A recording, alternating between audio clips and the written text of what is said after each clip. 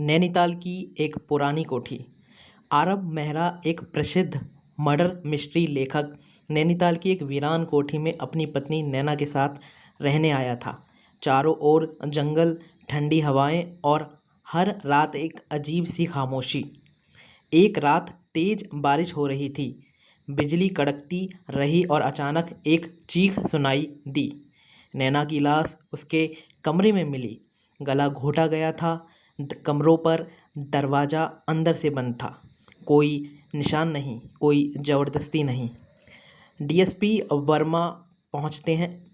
पहला शक गया आरव पर, मगर उसने कहा था कि मैं नीचे लाइब्रेरी में लिख रहा था। जब ऊपर गया तो दरवाज़ा बंद था। रीना, जो कि नौकरानी हैं, बोली, साहब और मेड में झगड़े होते थे, लेकिन साहब सबसे ज़्यादा उसे प्यार भी करते थे। कमरे की खिड़की बंद थी, मगर दीवार पर एक चीज़ लिखी मिली, S13। S13 क्या था? डीएसपी वर्मा ने पता लगाया।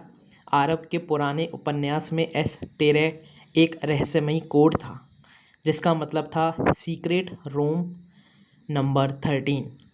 कोठी में तलाशी लेने पर एक छुपा हुआ कमरा मिला। उस कमरे में मिले कुछ पुराने खत, जिसमें नैना के पिछले संबंध, रिलेशनशिप का जिक्र था, किसी विवेक नाम के आदमी के साथ। रीना अचानक गायब हो जाती है। नौकरानी रीना की लाश 2 दिन बाद जंगल में मिली, जिसे जहर देकर मारा गया था। उसके पास एक कागज़ मिला। मैं जानती थी कि नैना मैडम के मरने के पीछे कौन है। डीएसपी ने विवेक का पता लगाया।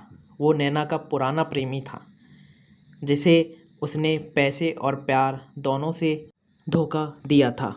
सालों बाद विवेक ने कोठी के आसपास एक होटल में नौकरी ले ली थी, नई पहचान के साथ। उसने मौका पाकर कोठी में घुसकर नैना को मार डाला और सबूत छिपा दिए।